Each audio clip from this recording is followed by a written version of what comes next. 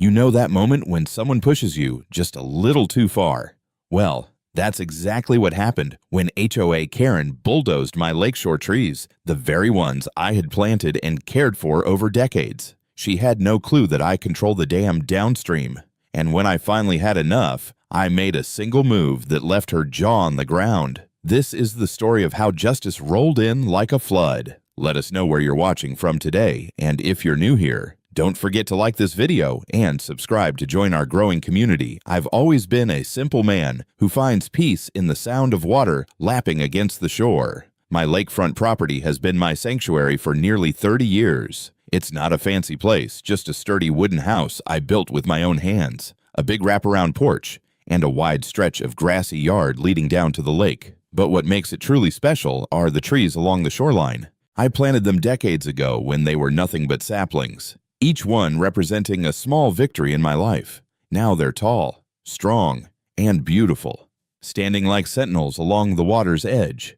Those trees aren't just for decoration. They help prevent erosion, provide shade for fishermen who visit the lake, and create a natural barrier that keeps my property private.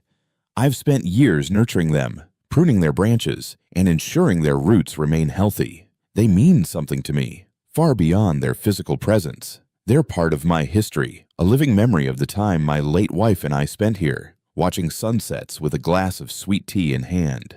Life by the lake used to be quiet and uneventful. My neighbors are mostly older folks who, like me, appreciate peace and privacy. But then came the HOA, the so-called Homeowners Association. It was supposed to maintain the community, but all I've seen is a group of people trying to control every blade of grass. And the worst of them all, Karen. Every neighborhood has one. She's the type who struts around as if she owns the entire town, always pointing out what others are doing wrong, and never lifting a finger to help. I've had my fair share of run-ins with her over the years. At first, it was just little things, letters about my mailbox not being modern enough, or complaints about my pickup truck being an eyesore. I let it slide, figuring it wasn't worth my time or energy to fight over such nonsense. But her tone got more aggressive with each passing month. She started showing up uninvited, marching across my yard like a drill sergeant, waving her clipboard around like it was a weapon. The last time she came by before the storm started, she pointed at my trees and said, "These aren't approved by the HOA. You'll need to take them down." I stared at her, stunned. Take down my trees, the ones I've raised for decades. It wasn't going to happen. I told her as calmly as I could, "Karen, those trees are on my property, and they're staying right where they are." She gave me one of her infamous fake smiles, the kind that makes your blood boil, and said, "We'll see about that." I brushed it off, thinking it was just another empty threat. After all, I'd dealt with her before, and she always backed down when I stood my ground. But something about her tone this time felt different. She'd been elected HOA president not long ago, and I guess the new title made her think she had power over everyone. She had a way of intimidating folks. Most neighbors were too tired or too polite to push back. I wasn't. For weeks after that conversation, I kept a close eye on my property. I made sure all my documents were in order, verifying that the lakefront land and the trees were entirely mine. The HOA had no authority over the shoreline, in fact. Most of their rules didn't even apply to my property because of how it was grandfathered in decades ago. Still, something told me that Karen wasn't going to give up. On one particularly calm evening, I sat on my porch watching the sunset. The lake reflected the colors of the sky: orange, purple, and gold, like a painting I could step into. It was perfect, peaceful, but even as I sat there, I felt a nagging sense of unease. Karen was planning something. I could feel it. And I knew that when she made her move, I'd have to be ready. What she didn't know, what nobody knew, was that I held the keys to something far more powerful than any HOA rulebook. I control the dam at the far end of this lake. It's a responsibility I took on years ago when the previous owner retired. Most folks don't even realize the lake level can be adjusted, but I do. I know exactly how to handle it, when to raise or lower the gates, and how the water can change everything downstream. Back then, I didn't plan to use that power for anything more than maintaining the lake's health. But after Karen bulldozed into my life and my property, I started to realize that sometimes justice requires a little creativity. I leaned back in my rocking chair, listening to the evening crickets, and made a silent promise to myself if Karen crossed the line this time, she wouldn't just get a warning. She'd learn, once and for all, that I don't take kindly to people destroying what I love. Karen wasn't just any neighbor, she was the self-appointed queen of the HOA. Before she moved in, life around the lake was calm. We all respected each other's boundaries, and everyone handled their own property. But the moment Karen arrived, she started sniffing out violations like a bloodhound. It wasn't long before she decided my place was her #1 target. I still remember the first time we met. She came marching down my driveway, clipboard tucked under her arm, wearing oversized sunglasses even though the sun was nowhere to be seen. "Hi, I'm Karen," she announced in a tone that wasn't friendly but more like a declaration. "I'm on the HOA board, and we need to talk about your property." She didn't bother with small talk or introductions, just went straight into a list of things she didn't like. My old mailbox, my weathered fence, and even my pickup truck parked in front of my own house. "Your truck doesn't meet community standards," she said with a sniff. "It looks rustic." I laughed in her face. "Rustic lady, that truck has hauled more lumber than you've ever seen. It's part of my life, and it's not going anywhere." She didn't like that answer. From that day on, I became her personal project. She sent letters about my unsightly woodpile, claimed my lawn was too wild, and even suggested I repaint my porch because the color didn't blend with the neighborhood aesthetic. It was ridiculous. The other neighbors either ignored her or reluctantly followed her demands just to avoid trouble. But me, I wasn't about to let some HOA dictator tell me how to live on the land I worked so hard to keep. Then came the trees. One crisp morning, I found her standing at the edge of my lakefront, hands on her hips, glaring at the shoreline as if the trees had personally offended her. "These trees block the view for other residents," she said, pointing like a prosecutor. "According to HOA guidelines, you'll need to remove them." I raised an eyebrow. "According to my property deed, these trees belong to me, and they're staying right where they are." She didn't like that answer either. Her face tightened, and she muttered something about community harmony before storming off.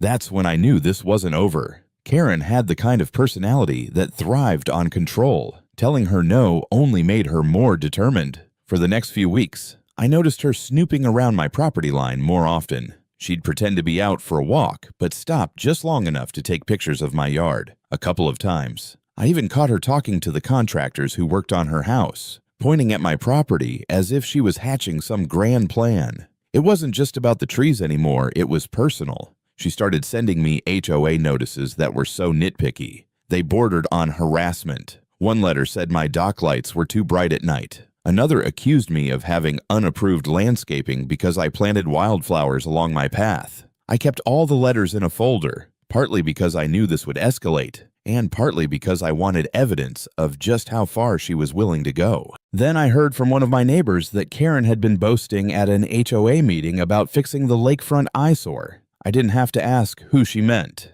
I knew my property was the next battleground. I just didn't expect how far she'd go to get her way. One Saturday morning, I was sitting on my porch, sipping coffee, when I heard the rumble of heavy machinery. At first, I thought one of the neighbors was having work done on their driveway. But as the sound grew louder, my gut tightened. I set down my mug and walked to the edge of my yard, and there they were. 2 massive bulldozers parked on the gravel road, with Karen standing nearby, arms crossed and wearing a smug grin. "What the hell is this?" I demanded, marching over. Karen gave me a sweet but venomous smile. "The HOA approved a landscaping improvement. These trees are being removed today." I could feel the blood pounding in my ears. "On whose authority?" I growled. "Mine," she said flatly. "We've been patient long enough." I was stunned, angry, but I also knew I needed to play this smart. As much as I wanted to stop her right then and there, I could tell that arguing wasn't going to get me anywhere. Karen had convinced herself she was untouchable, but she didn't know who she was messing with or what kind of leverage I had. I clenched my jaw and stepped back. "Fine," I said slowly. "Do what you have to do." The look of triumph on her face told me everything I needed to know. She thought she'd won, But in that moment, I decided something. If Karen wanted a war, she was going to get one. And I had something far more powerful than bulldozers. I went back to my porch, sat down in my rocking chair, and watched. If she wanted to destroy what I loved, she was going to pay for it in a way she never saw coming. That morning is burned into my memory like a scar.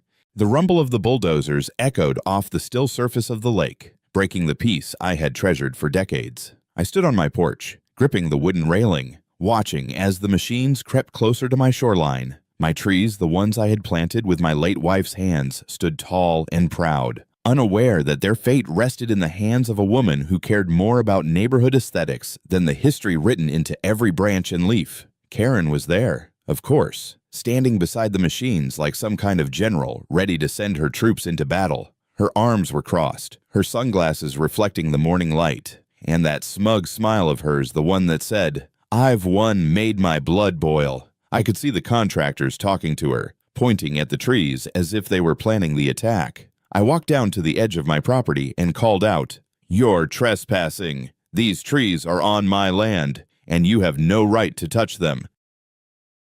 Karen turned slowly, her smile never faltering. "Oh, we're well within our rights," she said. "The HOA approved this removal. We're doing this for the good of the community." I clenched my fists. The community. These trees don't bother anyone but you. Karen, you're not the community. You're just a busybody with a clipboard and an ego the size of Texas.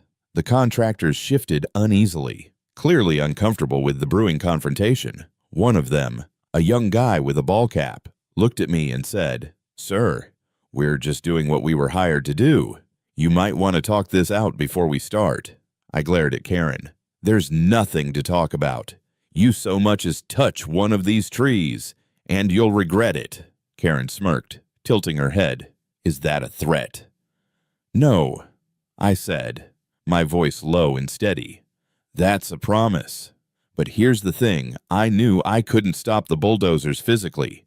If I laid a hand on anyone, I'd be the one in handcuffs, not her."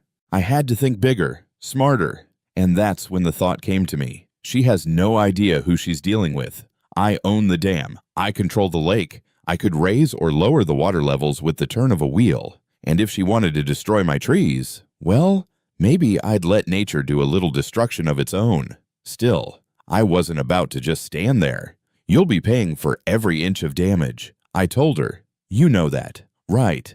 Every single tree has value. I have the paperwork." Karen shrugged like she was brushing off a speck of dust. "The HOA will handle any complaints. We've dealt with people like you before, stubborn old men who think rules don't apply to them." That one stung, not because of her words, but because of how casually she dismissed me like I was just some obstacle to bulldoze over. My wife used to say that pride can be a dangerous thing, but in that moment, my pride was the only thing keeping me from tearing into Karen right there. I stepped aside, letting the contractors do their work. It wasn't because I was backing down, far from it. I wanted her to think she'd won. I wanted her to have that fleeting moment of victory before I turned the tables so hard she'd never see it coming.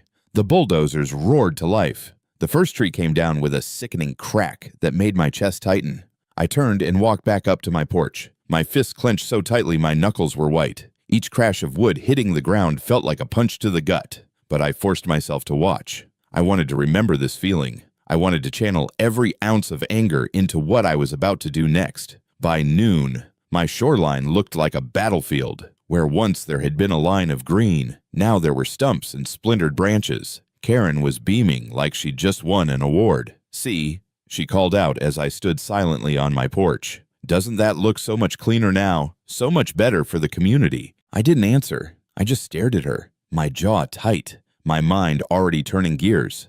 She thought this was over, but it wasn't even close. That evening, after the bulldozers left and the noise died down, I walked down to the lake. The water was calm, the sunset painting the surface in shades of red and gold. I stood there, looking at the dam in the distance, and I made my decision. If Karen wanted war, I'd give her a flood she'd never forget.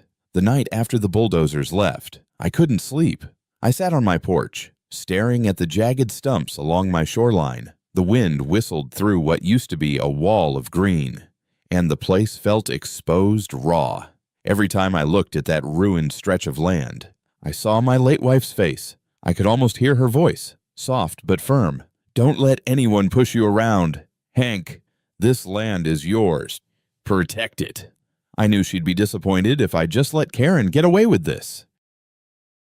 But I also knew charging over to Karen's house and yelling wouldn't fix anything. That's not my style. I've learned over the years that the best revenge is calm, calculated, and undeniable. And in this case, I had the perfect advantage: the dam. Most folks around here don't even know how the dam works. It's not something I advertise, but I've been the one maintaining it for over 20 years. When the county needed someone reliable to handle water levels, they came to me. I've got the keys, the codes, and the knowledge to adjust the lake by several feet, depending on rainfall and seasonal needs. It's all legal, too, as long as I follow the guidelines for safety and downstream flow.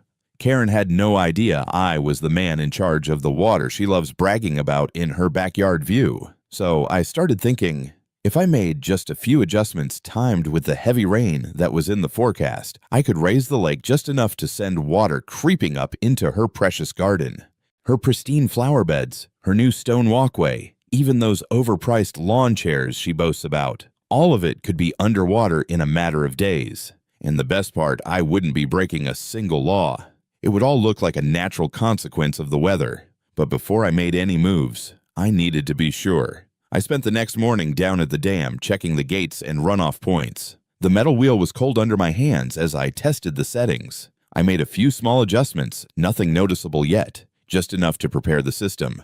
The lake's water level began to inch upward, slow and steady, like a sleeping giant waking up. Back home, I walked along the shoreline, running my hand over the rough bark of the remaining trees. The place felt different now, almost like it was holding its breath. But deep down, I wasn't just angry anymore, I was focused. Every step Karen took to control me only gave me more resolve to show her she wasn't untouchable.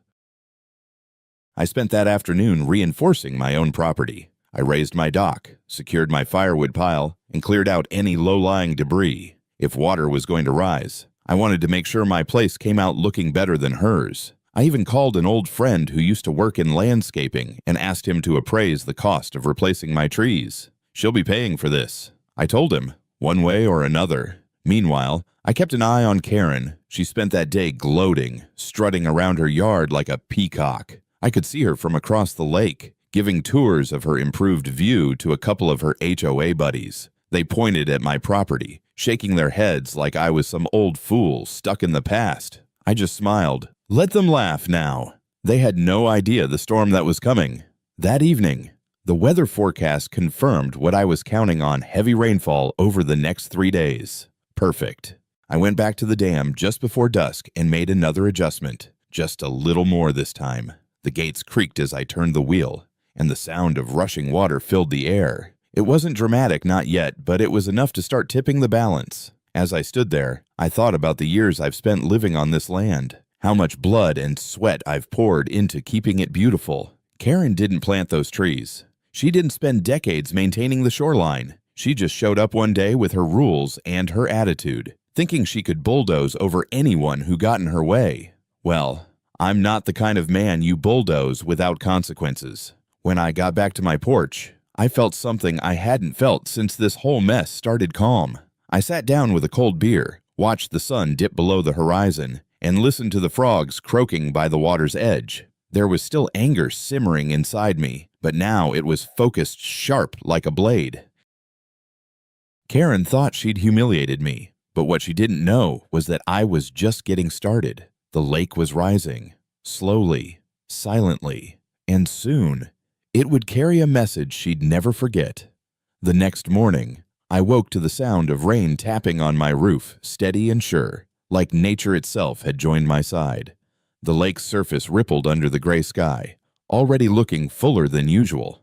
I sipped my coffee on the porch, watching the water creep a few inches closer to the shoreline. It was subtle, but I noticed it. And I knew Karen would notice soon enough. This wasn't about mindless revenge. It was about balance. She tore down what I spent decades building, without an ounce of respect or permission. Now she was going to learn that every action has consequences, some delivered by nature itself, with just a little help from me. That morning, I drove out to the dam again, my truck tires crunching over the gravel road. The rain soaked through my jacket as I made another careful adjustment to the gates. It was a small tweak, just enough to let the water rise naturally with the rainfall, but not enough to draw suspicion to anyone else. It would look like the lake was simply reacting to the weather. I've done this long enough to know the system inside and out. I could predict where the water would go, how far it would stretch, and what areas would take the brunt of the overflow. And wouldn't you know it, Karen's backyard was right in the path. On the way back, I swung by my neighbor's house, old Jim, who lives 2 lots down. He's a good man, the kind who minds his own business. I casually asked him if he'd heard about the rain forecast. "Looks like we're getting a good soaking this week," I said. He nodded, looking out at the lake. "Yeah, it's been a while since we had a real downpour. Probably time for the lake to swell up some." I smiled. That's exactly what I wanted to hear. If anyone asked later, this would all seem like Mother Nature's doing, not mine. By the afternoon, the water line had already risen enough to lap at the bottom of my dock. I adjusted my boat ropes, making sure everything was secure. Then I grabbed a pair of binoculars and looked across the lake toward Karen's property. She was out in her backyard, of course, fussing over her flower beds and that ridiculous stone path she'd been bragging about at the last HOA meeting. It was funny she didn't have the slightest clue that her precious landscaping was about to become a swamp. I spent the rest of the day preparing my property for the coming days. I moved firewood onto higher ground, rolled up my outdoor rugs, and tied down my patio chairs. Everything I did was quiet, methodical, like I was getting ready for a storm. And in a way, I was. Not just a storm of rain, but a storm of karma. That night, the rain came down harder, pounding on my roof like a drum. I walked out to the edge of my yard with a flashlight, watching the water creep higher. My shoreline was fine. I'd lived here long enough to know how to protect it. But Karen, she'd never faced this kind of problem before. She spent so much time trying to make her yard look perfect that she forgot how unpredictable nature can be. I could almost picture her face when she'd see the water swallowing up her prized tulips. The next morning, I went for a walk along the lake road. The air smelled of wet earth and pine. As I passed by Karen's property, I noticed she was already out there, standing in her yard with her hands on her hips. The water had crept up onto her perfectly manicured grass, leaving muddy streaks where it pooled. I gave her a friendly nod as I walked by. "Quite the rain we're getting," I said, my voice steady. She didn't look pleased. "This is ridiculous," she snapped. "The lake hasn't risen like this in years." I shrugged. "Nature has its way of reminding us who's in charge." She glared at me like I had something to do with it, and technically, she wasn't wrong, but she had no proof. And I wasn't about to give her any reason to suspect the truth. Over the next 2 days, I made small, careful adjustments at the dam each evening. Nothing dramatic, just enough to keep the water steadily rising. By the 3rd morning, Karen's backyard was half flooded. Her stone path was under a shallow sheet of water, and her expensive lawn chairs were bobbing like corks. I watched from my porch with a calm satisfaction, sipping my coffee as she ran around frantically, trying to save her garden decorations. The best part, the HOA could do nothing about it. It wasn't against any rule for the lake level to rise during a rainstorm, and I was well within my legal rights as the dam's caretaker. Karen wanted to play hardball. She just didn't realize I owned the ball, the field, and the scoreboard. By the 4th day of rain, the lake looked like it had grown a new personality. The water was dark and restless, climbing steadily over the grass and creeping toward Karen's pristine backyard. I woke up early that morning, poured myself a steaming mug of coffee, and stepped out onto my porch just in time to see the drama unfold across the lake. Karen was already outside, pacing like a general whose troops were losing ground. Her perfectly styled hair was plastered against her face from the drizzle, and her bright pink raincoat looked more like a defeated flag than a symbol of control. Her once impeccable garden, the one she used to brag about at every HOA meeting, was now half submerged. Those fancy tulip beds she'd paid a small fortune for were drowning. their bright petals floating away like confetti from a ruined party. I couldn't help but smile. It wasn't a cruel smile, but one of satisfaction.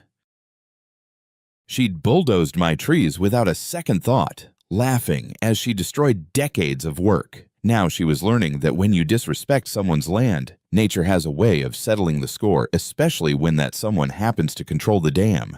As the water continued to rise, I saw her trying to salvage her backyard furniture. She waded into the ankle-deep water, struggling to drag those heavy wrought iron chairs to higher ground. I could hear her shouting, even from across the lake, "This is outrageous! Somebody needs to fix this." I chuckled to myself. I guess she thought yelling at the water would make it go back where it came from. Later that day, I walked over to the general store in town. It's a small place, but it's where everyone catches up on local gossip. Sure enough, a couple of neighbors were talking about Karen. "Did you see her backyard?" one woman whispered, leaning over the counter. "It's like a swamp out there." "Serves her right," said old Jim, who was grabbing a bag of feed. "She's been pushing everyone around for months.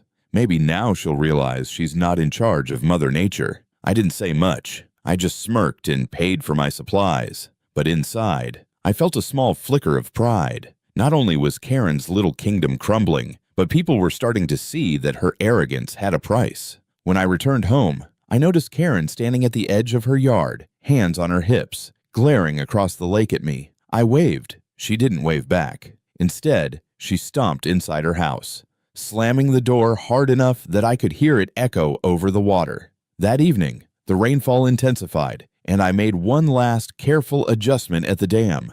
The water surged just enough to push things over the edge, literally. By the next morning, Karen's prized stone path was completely submerged, and her expensive garden ornaments were floating like driftwood. Her backyard looked less like a lawn and more like a shallow pond. I was sitting on my porch, sipping coffee, when she stormed over in her rain boots. Mud was splattered all the way up her legs, and her face was flushed with frustration. "Did you do this?" she demanded, pointing at the lake as if I controlled the weather.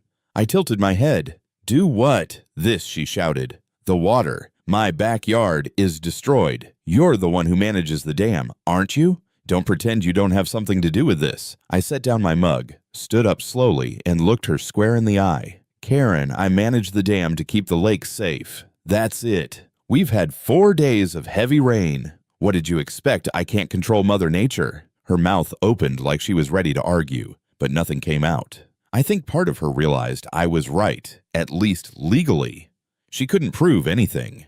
The truth was, I hadn't done anything outside my rights. The rain had simply given me the perfect cover. "Maybe next time," I added, my voice calm but firm, "you'll think twice before tearing down someone else's property without asking." She glared at me, but there was a flicker of doubt in her eyes. She wasn't used to being challenged, especially not by someone who wouldn't crumble under her HOA threats. That night, I walked down to the lake's edge. The water glistened under the moonlight, higher than I'd seen it in years. My dock stood strong, my boat secure, and my property untouched. Karen's backyard, on the other hand, looked like a disaster zone. For the first time in days, I felt at peace, not because I had won, but because I'd shown her that some battles can't be fought with clipboards and HOA rulebooks. Some battles are won by patience, timing, and knowing when to let nature take its course. But this wasn't over yet. I knew Karen, and she wasn't going to back down quietly.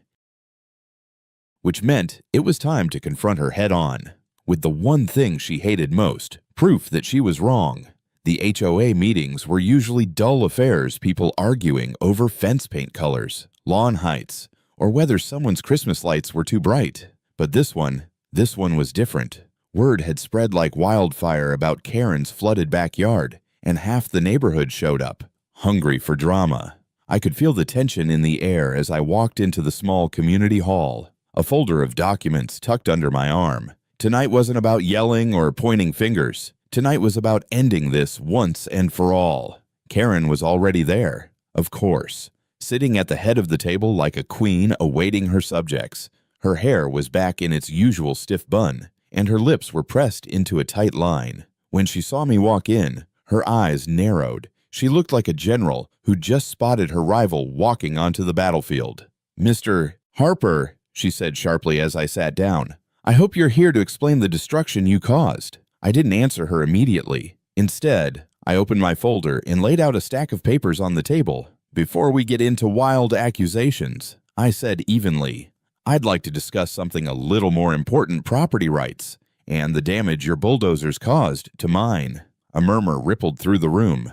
A couple of my neighbors leaned in, clearly eager to hear what was about to unfold. Karen tried to cut me off, but I wasn't having it. "You destroyed my shoreline trees without permission," I continued, my voice steady but firm. "Trees that I planted decades ago. I have photos, receipts, and official property surveys showing those trees were fully within my boundaries.